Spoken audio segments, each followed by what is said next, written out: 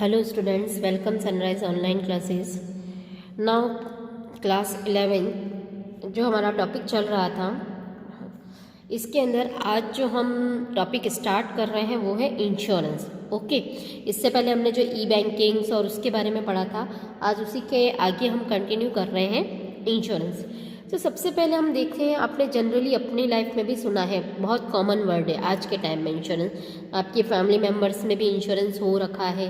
तो ये इंश्योरेंस है क्या, है ना, इसके अंदर हमें क्या फैसिलिटी प्रोवाइड होती है, हम ये क्यों करवाते हैं, तो पहले हम उसके बारे में एक जनरल कंसेप्ट पढ़ते हैं. ठीक है, तो उसके लिए मैंने एक डायग्राम ड्रॉ किया है आपके लिए. एक ये बंदा है, ठीक है ना, उसकी एक फैमिली है, मतलब उसके एक फादर है, एक मदर है, उसके सन्स हैं, उनके वाइफ भी है. कुल मिलाकर इस फैमिली के अंदर एक ये सोल अर्नर ही है. इट मीन्स इसके मेंबर इसकी अर्निंग से ही सरवाइव होते हैं. इट मीन्स जो ये कमाता है उसी से इनका घर चलता है. ओके, अब होता क्या है, एक अनसर्टेनिटी होती है कि उसका एक एक्सीडेंट हो जाता है. ठीक, उस एक्सीडेंट में इसकी डेथ हो जाती है. तो who will take care of the family, है ना. अब इसकी फैमिली की केयर कौन करेगा, तो इसका जवाब आता है हमारा इंश्योरेंस कंपनी. ओके, कैसे करेगी, क्या फ्री में करेगी, इन सारी बातों के जवाब अब हमें आगे मिलेंगे. कुल मिलाकर लाइफ में बहुत सारी ऐसी चीज़ें होती है कि जिनसे अनसर्टेनिटी लगी रहती है. तो उन अनसर्टेनिटीज़ को दूर करने के लिए हम जो फैसिलिटी यूज़ करते हैं वो है इंश्योरेंस. कि जहाँ पर भी अगर हमें कुछ होने की संभावना रहती है, एक्सीडेंट होने का डर रहता है, या कोई बीमारी से डेथ होने की संभावना रहती है, तब हम वहाँ क्या यूज़ करते हैं, इंश्योरेंस. तो इंश्योरेंस के बदले में हमें एक अमाउंट इंश्योरेंस कंपनी को पे करना होता है. तो जब भी अगर हमें कुछ होता है तो वो हमारे उस लॉस का भुगतान इंश्योरेंस कंपनी करती है. ये तो एक हमने बेसिक पढ़ा, ठीक है ना. तो इंश्योरेंस कंपनी का मेन क्या है, to minimize the impact of uncertainties. Insurance company का काम ही यही है कि जो भी अनसर्टेनिटीज़ है उसको वो क्या कर देता है, मिनिमाइज कर देता है. कैसे मिनिमाइज, जैसे कि उस पर्सन की डेथ हो गई बट जो उसको प्रीमियम का पैसा मिला, है ना, तो उससे फैमिली, उससे वो आगे की लाइफ सरवाइव कर पा रही है. अगर वो नहीं होती तो उसकी फैमिली आगे के लिए सरवाइव नहीं कर पाती. तो इंश्योरेंस क्या है, तो इसके लिए हम एक डेफिनेशन पढ़ते हैं.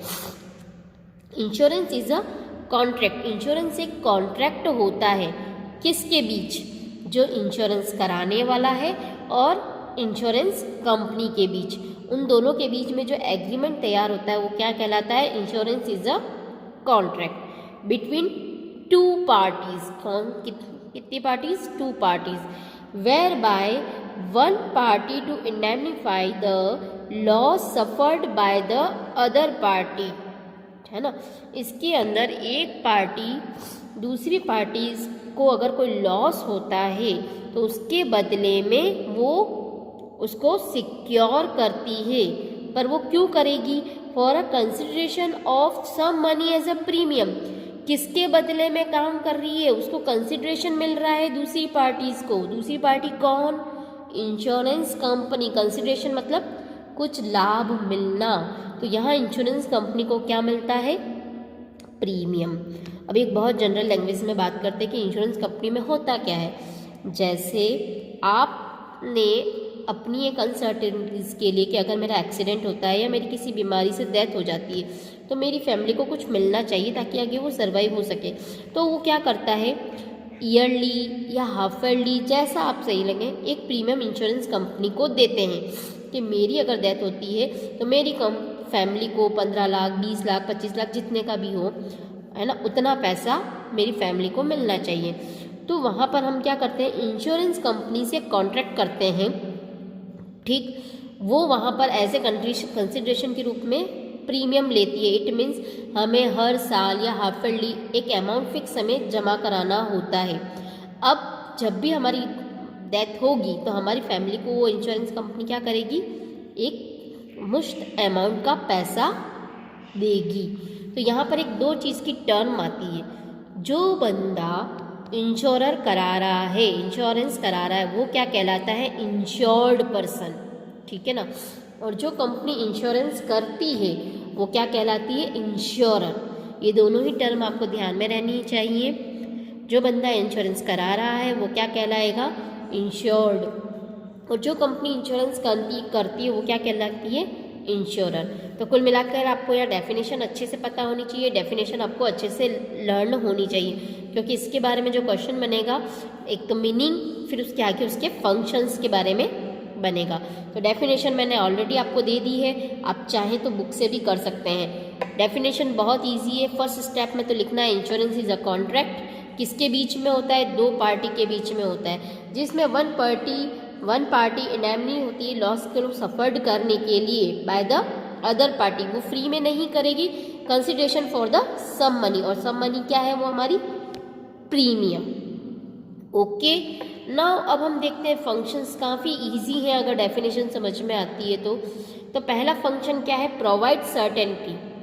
इंश्योरेंस कंपनी का सबसे मेन इम्पॉर्टेंट फंक्शन ही है कि सर्टेनिटी प्रोवाइड कराना, क्योंकि लाइफ में क्या है? बहुत सारी अनसर्टेनिटीज़ हैं। तो इंश्योरेंस कंपनी क्या करती है? आपको एक सर्टेनिटी प्रोवाइड करती है बाय पेमेंट। अगर आप टाइम टू टाइम प्रीमियम पे करते हैं तो आपकी लाइफ में सर्टेनिटी आ जाएगी कि कभी अगर आप हॉस्पिटलाइज्ड भी हो जाते हो, 4 दिन के लिए हॉस्पिटल में एडमिट होते हो एक्सीडेंट के कारण, 4-5 लाख का आपका खर्चा हो जाता है, तो वो 4-5 लाख भी कौन देगा? Insurance company. तो इससे आपको कोई बहुत बड़ा लॉस होने की संभावनाएं ख़त्म हो जाती है। कोई भी बड़े से बड़ा लॉस आएगा, उस लॉस की फीलिंग कौन करेगा? Insurance company. फिर बात करते हैं हम प्रोटेक्शन। तो ऑब्वियसली बात है, जब हमें सर्टेनिटी मिल रही है तो हमें क्या मिलेगा? प्रोटेक्शन भी मिल जाएगा कि कोई भी हमारे साथ मिस हैपनिंग हो भी जाए, बट हमें प्रोटेक्ट कौन कर रहा है? Insurance company.